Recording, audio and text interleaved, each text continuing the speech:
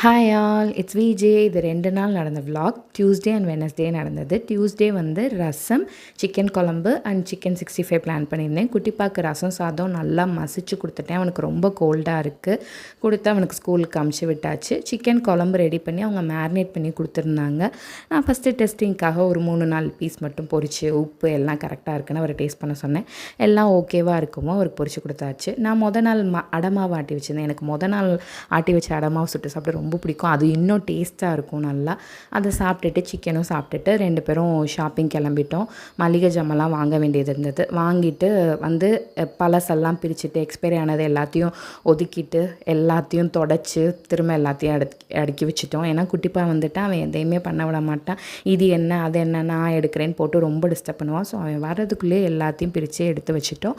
Reliance போய் கொஞ்சம் ஃப்ரூட்ஸும் வாங்கிட்டு வந்தோம். எனக்கு என்னன்னு தெரியல, இந்த ரிலையன்ஸில் இருக்க வெள்ளரிக்கெல்லாம் நான் ரொம்ப அடிக்ட் ஆகிட்டேன். அதனால் அது இப்போ எப்படினாலும் தீர போய் அப்பப்போ வாங்கிட்டு வந்துடுறோம். மொத்தமாக வாங்கி வைக்க வேணான்னு சொல்லிவிட்டு. ஸோ அதெல்லாம் எடுத்து வச்சோம். அவங்க எனக்கு முலாம்பழம் ஜூஸ் குடிக்கணும் போல் இருக்குது. அதனால் அதை ஒன்று வாங்கிடலான்னு சொல்லிட்டு அதுவும் வாங்கினோம். குட்டிப்பாக்கு ஸ்வீட் பொட்டேட்டோ கண்டிப்பாக இனிமேல் கொடுக்கணும் ரெகுலரான்னு சொல்லிட்டு அதையும் வாங்கிட்டு வந்து எல்லாத்தையும் வச்சாச்சு. அவனை எப்படியாவது இந்த தடவை சாப்பிட வச்சிடணும். அண்ட் கொஞ்சம் தீந்து போனதை எல்லாத்தையுமே ரீஸ்டார்ட் பண்ணி வச்சுட்டேன். இப்போ முடிஞ்ச அளவு ஒயிட் சுகர் அவாய்ட் பண்ணிவிட்டு நாட்டு சக்கரை தான் எடுத்துக்கிறோம். குட்டிப்பாக்கு மோஸ்ட்டாக நாட்டு சக்கரை தான் எல்லாத்துக்கும் கொடுப்பேன். இப்போ நாங்களும் நாட்டு சக்கரை சாப்பிட ஆரம்பிச்சிட்டோம். டீ குடிக்கக்கூடாதுன்னு தான் இருந்தோம். பட் அது குடிக்காமல் இருக்க முடியல. சரி அப்பப்போ குடிக்கிறதுக்காக இருக்கட்டும் அப்படின்னு சொல்லிட்டு அதுவும் வாங்கி வச்சாச்சு. பருப்பு தீர்ந்து போயிருந்தது, அதையும் எல்லாம் வாங்கி வச்சாச்சு. அண்ட் நெக்ஸ்ட் டே மார்னிங் பருப்பு அண்ட் கத்திரிக்காய், அந்த பெரிய கத்திரிக்காய் தவா ஃப்ரை பண்ணிடலாம் அப்படின்னு சொல்லிட்டு மேரினேட் பண்ணி வச்சுருந்தேன். நல்லா சூப்பராக இருந்தது. குட்டிப்பாக்கு அந்த கொஞ்சம் கோல்டு அது இதுன்னு இருக்குது, வயிறு வேறு கொஞ்சம் இந்த டைஜஷன் ப்ராப்ளம்லாம் இருக்கிறனால அவனுக்கு மிளகு தக்காளி கீரை சூப் போட்டு கொடுத்தேன். எல்லாருமே குடித்தோம். அந்த தவா ஃப்ரை சூப்பராக இருந்தது, ரொம்ப நல்லா இருந்தது.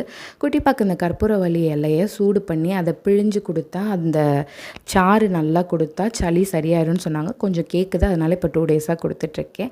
அண்ட் என்னோட சக்கரவள்ளி கிழங்கு செடி சூப்பராக வளர்ந்துட்டுருக்கு.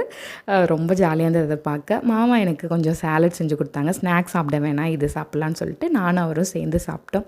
அவ்வளோதான். Tata bye bye. பிடிச்சிருந்தா லைக் அண்ட் கமெண்ட் பண்ணுங்கள், சப்ஸ்கிரைப் பண்ணுங்கள்.